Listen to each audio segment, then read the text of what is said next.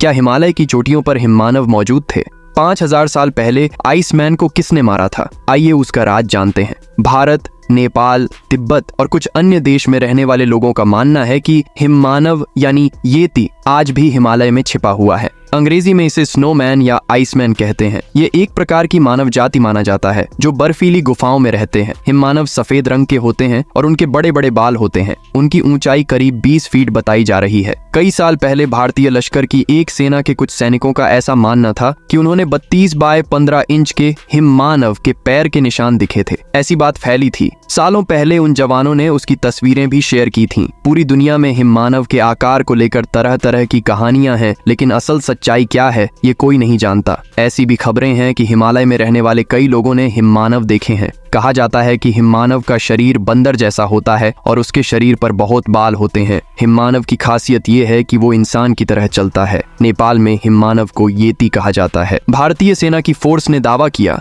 इससे पहले 1882 में एशियाटिक सोसाइटी ऑफ बंगाल में से एक पर्वतारोही ने दावा किया कि वह हिमालय पर ट्रैकिंग कर रहा था। तब वहीं पर उनके गाइड ने एक बड़े आदमी को देखा था और वो 2 पैरों पर चल रहा था। हालांकि पर्वतारोही ने हिममानव को नहीं देखा। हिममानव देखने का दावा उनके गाइड का था। हिममानव का अस्तित्व है या नहीं इसका कोई ठोस सबूत नहीं मिला है, लेकिन हिममानव का अस्तित्व ही नहीं है ऐसा भी कुछ लोग मानने को तैयार ही नहीं है। पूरी दुनिया कई तरह के रहस्यों से भरी हुई है। पृथ्वी पर मनुष्य का उदय डार्विन के अरबों वर्ष पहले हुआ। उत्क्रांतिवाद के सिद्धांत के अनुसार मनुष्य के अस्तित्व में आने से पहले यह एक बंदर था। समय के प्रवाह के साथ बंदर धीरे से मनुष्य में विकसित हुआ। पृथ्वी पर लाखों वर्ष पहले अजब गजब जीव अस्तित्व में आए। कुछ लोगों का मानना है कि लाखों साल पहले घोड़े आदमी थे। लाखों साल पहले कुछ पेड़ गाते थे। कुछ दंत कथा में कहा गया है कि लाखों वर्ष पूर्व कोई आदमी घने जंगल से गुजरता था तो भयानक पेड़ों की लटाएं मनुष्यों को लपेटकर मार डालती थीं। एक बात यह है कि कुछ जानवर बड़े पंखों के साथ उड़ सकते थे।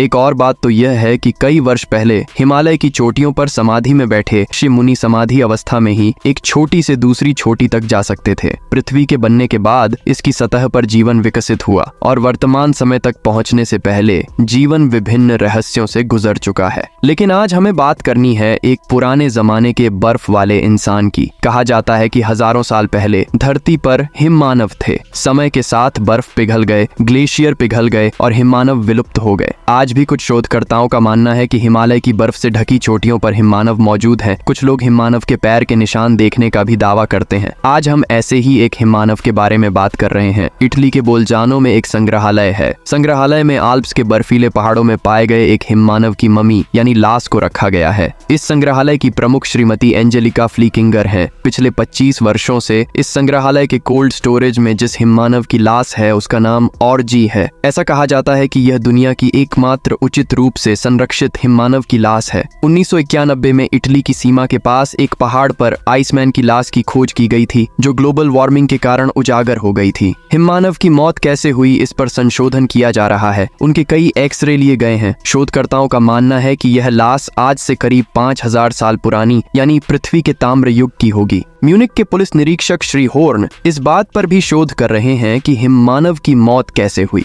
उनका मानना है कि यह मम्मी दुनिया में सबसे अच्छी तरह संरक्षित है। इस शव के आंतरिक अंग भी अच्छे से संरक्षित हैं। इन्हें एक विशेष रसायन से संरक्षित किया गया है। ऐसा कहा जाता है कि इस हिममानव की मृत्यु के बाद उसका शरीर बर्फ के ग्लेशियरों के कारण अच्छी तरह से संरक्षित रहा होगा। इस मम्मी का अध्ययन करने के बाद शोधकर्ताओं ने यह राय व्यक्त की है कि ओर्जी नाम का यह हिममानव मारा गया होगा। आज के शोधकर्ता भी अधिकांश हत्या के मामलों में फोरेंसिक विज्ञान पर बहुत अधिक भरोसा करते हैं, लेकिन इस हिममानव की हत्या के मामले में उच्च तरह की तकनीक का उपयोग किया जा रहा है, जिसमें आर्कियोबोटनी और पैलियोमेटलर्जी जैसी उच्च कक्षा की तकनीक का उपयोग किया जा रहा है। वैज्ञानिक इस शव का गहरा अध्ययन करने के बाद उसकी हत्या की तारीख भी निर्धारित करने में सफल रहे हैं। उनका मानना है कि इस हिममानव की मृत्यु उस समय के वसंत के अंत या गर्मियों की शुरुआत में हुई होगी। एक और महत्वपूर्ण खोज यह है कि हिममानव ने अपनी मृत्यु से 2 दिन पहले अलग अलग समय पर 3 बार भोजन किया होगा। इसके बाद वह पहाड़ से 6500 फीट नीचे उतरा होगा।